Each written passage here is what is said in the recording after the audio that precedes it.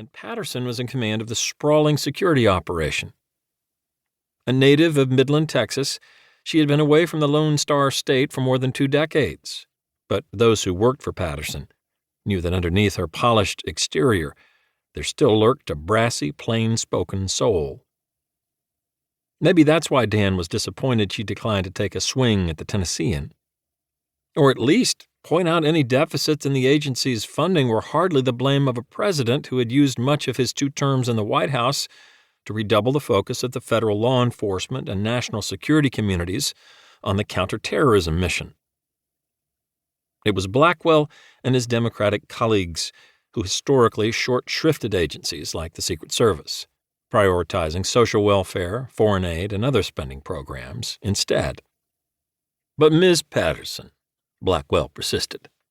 According to media reports, your number of protectees has more than doubled since 9/11. National special security events have gone up. Your director told us last month about his plans to triple the number of cybercrime task forces you currently have in the field, both domestically and abroad.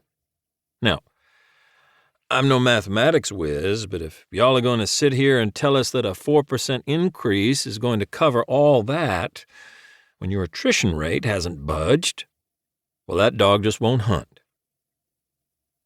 Patterson remained still, waiting for the chairman of the Senate Appropriations Subcommittee on Homeland Security to ask an actual question. The awkward silence was finally broken by Blackwell, and an exaggerated sigh of frustration. With that, the distinguished ranking member, Senator Mobley, is recognized.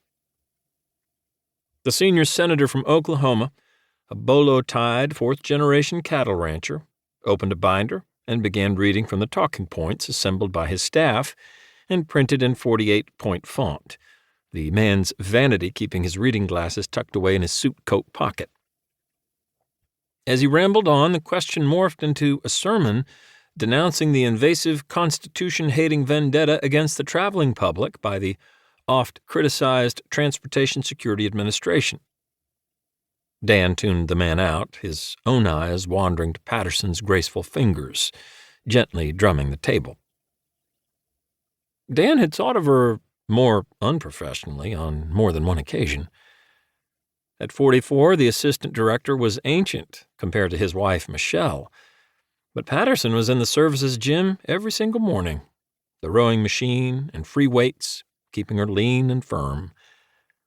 Aside from the shapeless black pantsuit, her elegance was uncompromised by her trade, evidenced by her painted nails, subtle makeup, and the touch of Chanel perfume that seemed to be drifting in Dan's direction. While he had imagined his superior between the sheets, he couldn't quite imagine her enjoying the experience.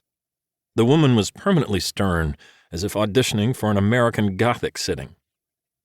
He tried to shake the boorish thoughts occupying his mind. He owed this woman mightily, starting with Salt Lake City.